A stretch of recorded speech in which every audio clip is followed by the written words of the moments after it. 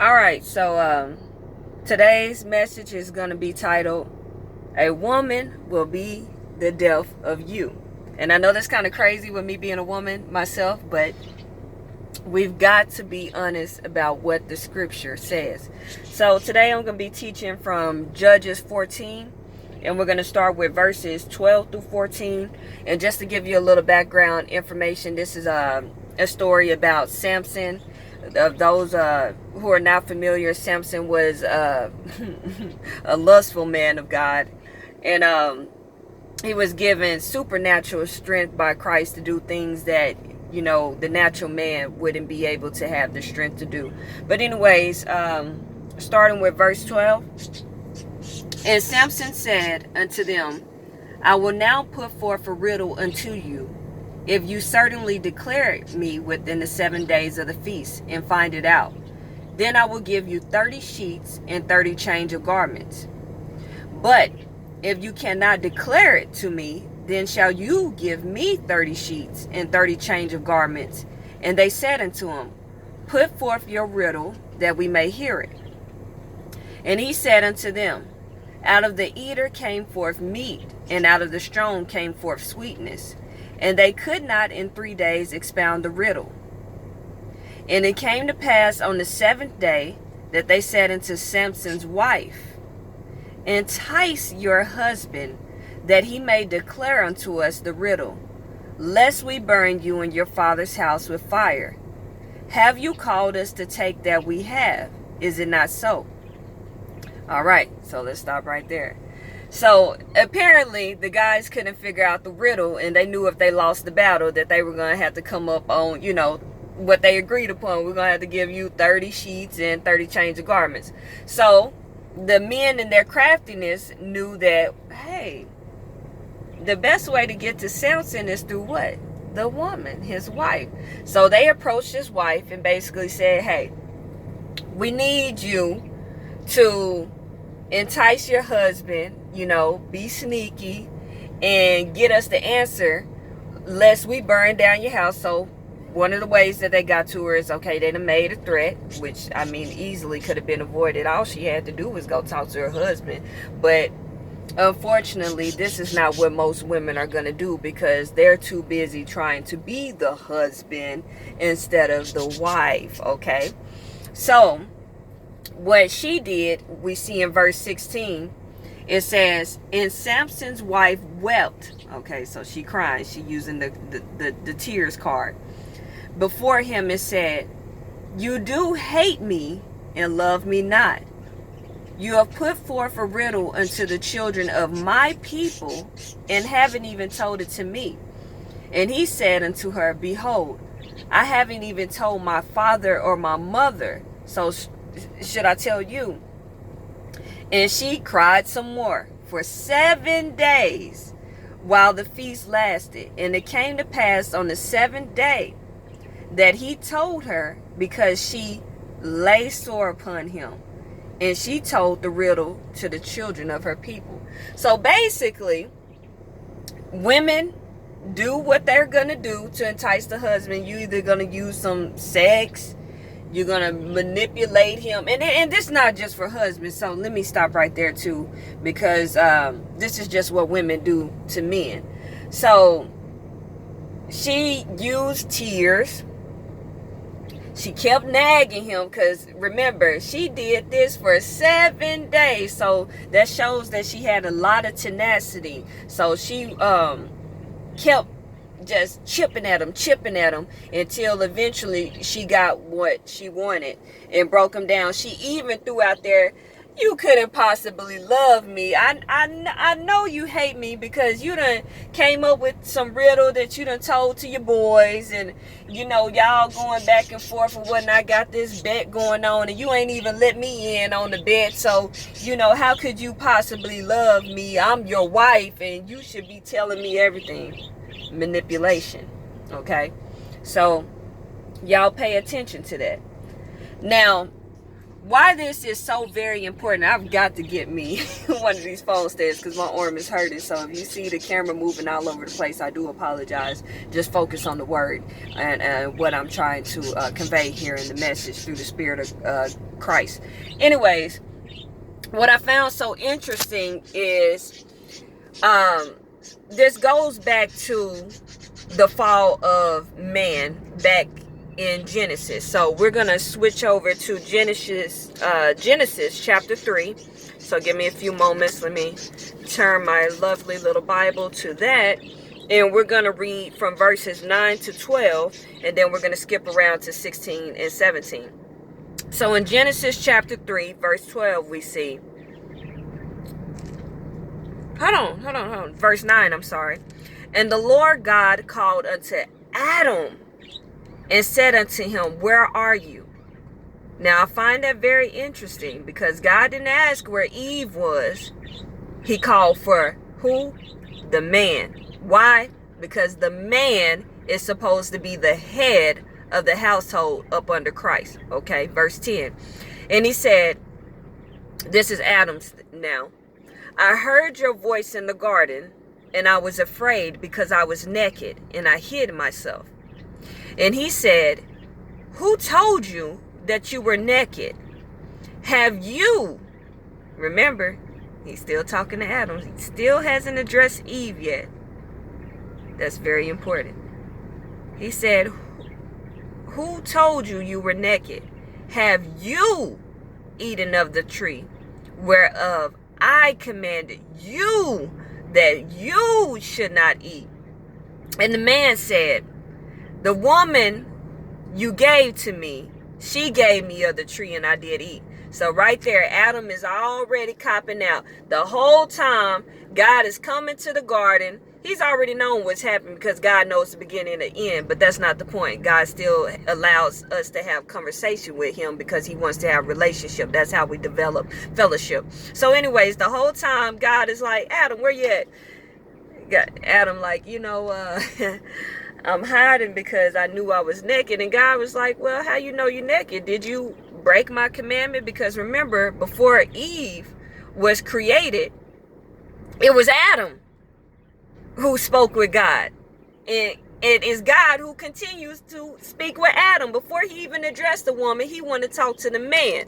What is going on in your household? Because anything that happens, I'm going to hold you responsible. Why? Because I first created you and I gave you dominion over the land, over the beasts and the fowl in the air and the fish and every creeper and crawling thing. I gave you the commandment first. I built relationship with you first so that you would know order, so that you would know structure and stability and discipline, and you, the man, would be able to impart that into the woman. Okay, so let's go to verse 16. Now he's finally addressing to the woman. He said, and to the woman, he said, I will greatly multiply your sorrow in your conception. So that means you're going to have pain giving childbirth. But anyways, in sorrow shall you bring forth children, and your desire shall be to your husband, and he shall rule over you.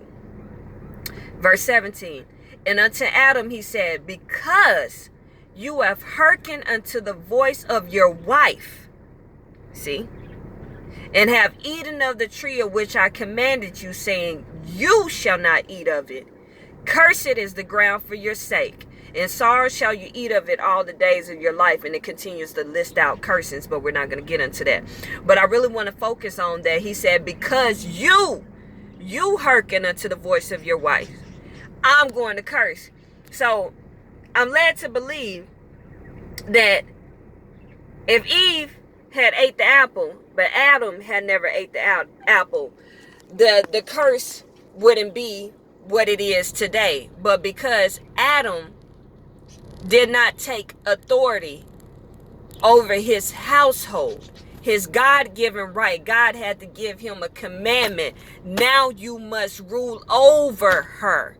Now that doesn't mean, of course, for you ungodly out there, that doesn't mean that the man will abuse you, with words or by not listening to you because you do have an opinion. You do have a say-so, but that does not mean that he has to do what you say or what you advise or what you think you shall be done. Because he is the man, he is the leader. So ultimately, it is him who has the ultimate authority under Christ to give the final say so on what will be done and what will not be done in the household. And that we're starting to see a breakdown of families because of that. And I grew up in a household like that, and I dealt with that because my mom would continue to just nag at my dad and beat him up and just berate him and just continue to vex him, and it got to the point where he would just throw up his hands and, you know what, you run the house. But see, that brings a curse over the household. Is people getting married, and I see that with the black woman especially. Yeah, you're married, but then you as the woman are running the house. Yeah, you say you want a man, but then you beating the man into the ground, and then you wondering why he not being a man, and why he won't stand up, and why his shoulders not broad and his back not strong or whatnot. But you beating him up, and you keep on coming at him, trying to get him to give his power and authority that God is giving him to rule over you. Scripturally, says it right here in the scripture. And then you wonder why you don't have a man. So you can't have it both ways. Either you're going to let the man be the man and rule over you and be the boss and lead the household into all righteousness, or you gonna be the man and he gonna be the woman. But y'all both can't be the man, and y'all both can't be the woman, because that's gay.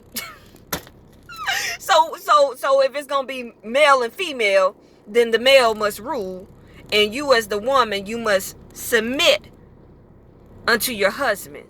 And that don't matter if he know God or not. If you know God, then you should submit. If you don't know God, you should submit, because that's the order. God said a man shall leave his father's and his mother's house and cleave unto his wife. So if you don't know what the order of a family should be, it should be God, Jesus Christ as the head. It should be the husband, then the wife, then the kids, and then any outside family and friends that y'all have. So that means there's no room for mother-in-law, father-in-law to come into that marriage. It don't matter if it's on the husband's side or on the wife's side. It doesn't matter. The order is Christ, husband, wife, children, then mama, daddy, brother, sister, uncle, cuz, friends, however y'all want to put that in order. But mama can't come in and tell you how to run your marriage or tell you how to treat your wife. That's your job. Daddy can't come in and tell y'all what y'all should be doing. Y'all supposed to cleave one to another so that y'all become one. God said the two shall become one, and it is a mystery unto man. So if you can't figure out why you have all of these problems within your marriage, and marriage is going to have problems ultimately, but you're going to have more problems for sure if you not within God's order, because God is a God of structure, order, stability, and discipline. And if you're not mastering those things in your relationship, in your marriage, with your children, with your finances, on your job, or what have you, then you're going to continue to cause all of this turmoil and chaos. And God says he's not the author of chaos. It doesn't mean that we won't go through things, because he said in the world you shall have tribulations. That's a promise. That means not maybe, you might go through some things. No, he said you shall. That means you will have tribulation in the world. But he said, fear not, for I have overcome the world. So I don't want to make you be up under the belief that if you're going through something in your marriage, or or what have you, that means that God is not with you. No, God can be with you, and you can be the holiest of holy, and go through things, go through suffering, because Christ himself had to suffer. And should you be greater than Christ, that you shouldn't have to suffer, that everybody's gonna love you, and when you become saved, everything's just gonna be so wonderful and peaches and cream? No, no, no, no. When you get saved, that's when the devil is coming after you, because while you living in sin, he don't care nothing about you. You already on your way to hell. So that's good for him. But when you get saved and you start trying to walk out that thing with Christ, and trying to live a life that is holy, know that this is when the battles will start to begin. Anyways, I want to go back to Judges, and I'm gonna go to Judges 16, and we're gonna talk about verses 4 through 21. I find it very interesting, just to give a brief summary, because this video is already becoming longer than what I anticipated. But anyways, I'm just trying to move as the Spirit moves. Chapter 16 in Judges, we're still talking about Samson. Yet here is another time where Samson is enticed by a woman. So he still has not learned his lesson from the first woman, who actually was taken away from him, surprisingly.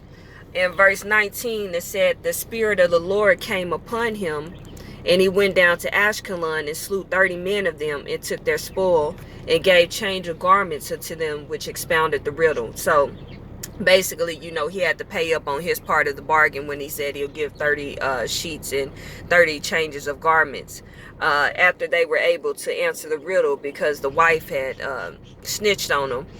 And so that was in chapter 14, verse 19. So if you want to go look for yourselves to know that I'm not lying, I do encourage everyone to read the word and study it for yourself to show yourself approved. But anyways, I found that interesting, because it said the Spirit of the Lord came upon him. So God was with him when he lost the riddle, because he hearkened to the voice of his wife and told the riddle against his better judgment. But I also want to note that it says after that, but Samson's wife was given to his friend. So even though God came upon him and helped him go get those 30 sheets and those 30 garments that he had gambled away, basically, from losing the riddle, the punishment from that, was him losing his wife. God gave the wife away to his friend, ultimately to teach Samson a lesson, just like in Genesis. Because you hearken to the voice of your wife, that I'm going to have to put some curses upon you, because this is out of order. This is what even caused this. So there was grace on God's behalf, but then there was also punishment. So, everything that we do, even though God can be graceful and merciful, it does not mean that we will not have to pay up for our wrongdoing. So that was very important to know. Anyways, in chapter 16, I told you I'll be moving this camera. I need to give me a little stand. So please bear with me. Anyways, in chapter 16, it says, where did I want to read from verse 4? Yeah. And it came to pass afterward that he loved a woman in the valley of Sorek, whose name was Delilah. All right. And the lords of the Philistines came unto her. There they go again. Here go the men approaching the wife. And said unto her, entice him. Ooh, entice. Oh, okay. And see where his great strength lies, and by what means we may prevail against him, that we may bind him to afflict him, and we will give you, every one of us, 1,100 pieces of silver. So not only did they approach Delilah and say, hey, look, we need you to go entice your husband, do what you got to do to break him down, and get him to tell you the secret of his strength so that we can come against him and basically beat him up. And also in exchange for doing that, we're gonna give you a little money on the side too. So we're gonna make this worth your while, okay? All right. See, the devil know what would tempt us. So you got to be very careful. Don't underestimate Satan. Though he is defeated by Christ, it don't mean that he doesn't have power of his own, because God hasn't stripped him of everything. So Satan is very crafty. God says he is the most subtle creature.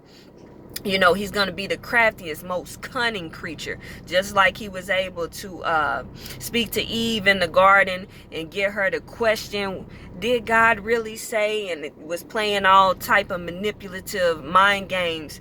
You got to be very careful when you're dealing with Satan, because he knows you and he knows what to tempt you. And he knew by talking to Delilah. This time the men didn't have to threaten the household. They said, hey, we give you some money. So obviously she had a lust for money, right? Anyway, so Delilah said to Samson, tell me, I pray thee, where does your great strength come from, and where you might be bound to afflict you? So what can I do to cause you harm? I'm sorry. And Samson said unto her, if you bind me with 7 green cords that were never dried, then shall I be weak and be as another man. Okay. Then the Lord of the Philistines brought up to her 7 green cords which had not been dried, and she bound him with them. Now there were men lying in wait, abiding with her in the chamber. And she said unto him, Samson, the Philistines are here. They're come to get you.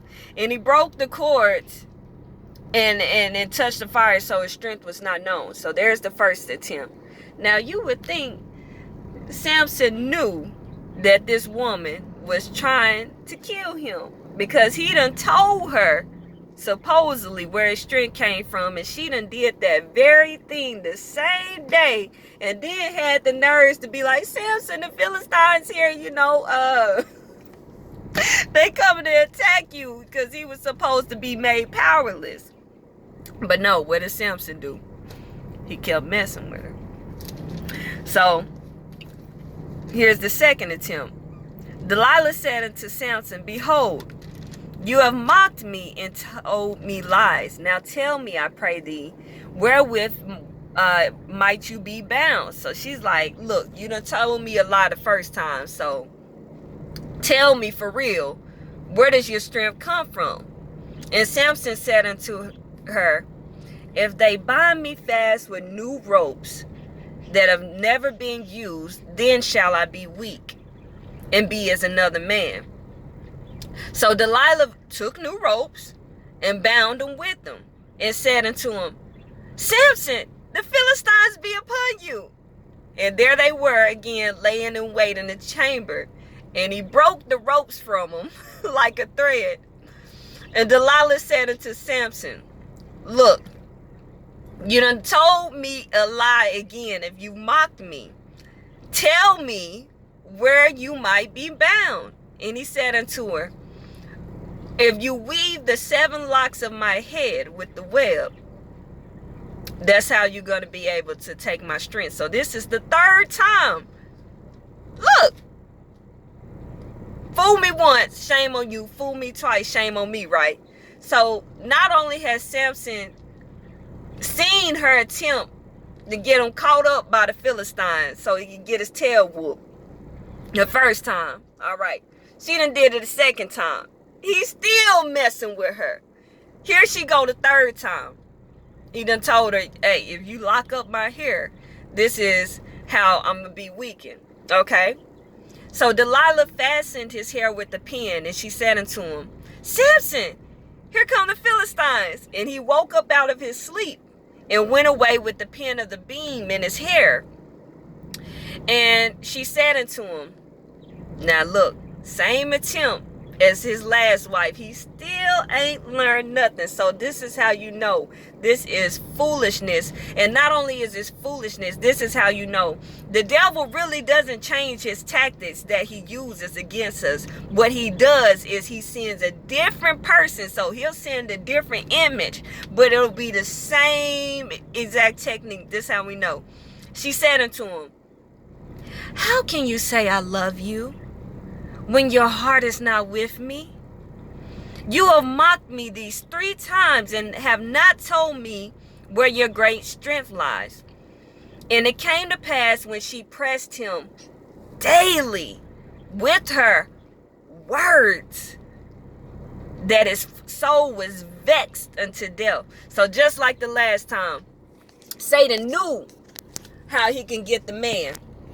He sent a woman, and she said the same thing. The first woman cried, but then she also kept on vexing him, saying, how can you love me? You know, if you really love me, you're going to tell me what you got going on over here with this bed. You're going to tell me the answer or whatnot. And then she got the answer and ran off and told her people or whatnot what the answer was, and then got him caught up.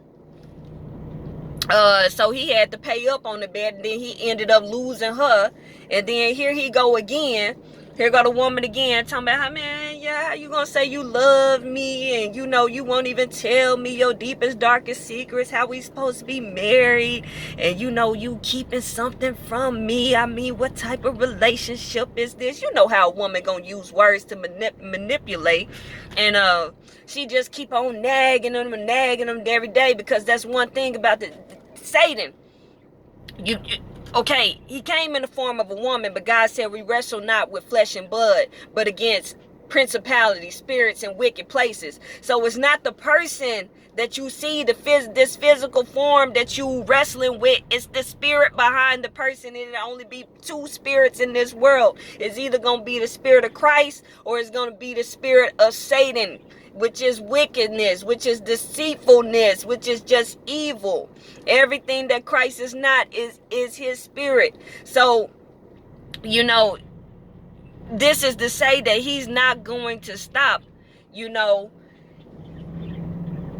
Satan will continue attacking us until he eventually gets what he wants. Or God said, flee the devil, so that he will flee from you. Now, he'll run away from a time and he'll go back to the drawing board, but then he'll come back again. As long as we live in this world, we have to be vigilant as soldiers of Christ and be prepared day and night, praying without ceasing, fasting, reading the word, listening to sermons, filling our mind, our ears, our hearts, our spirits with holiness, so that when he does come back to attack us, which he will, as long as we have not crossed over, we are going to be wrestling not just with Satan, but with our own lust and temptations, because you can't blame Satan for everything. It's just things that's inside of you that you lust after, that Satan ain't got to say nothing to you. You looking at it and you want it, and you know it's wrong, and you got a taste for that. So I'm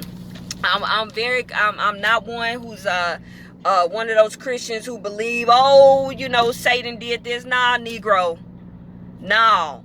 God said a man is led away by his own lust. God tempt no man, but you led away by your own lust. He didn't say Satan tempt you. He didn't say he tempt you. He said you wanted that to begin with. So it was something that you was already desiring that led you away. But anyways, I just find it interesting that he used the same tactic. Again, the woman kept vexing the man, kept on bothering, using words, question, saying you don't love me. You know what I'm saying? And the man, of course, wants to prove his love to his wife.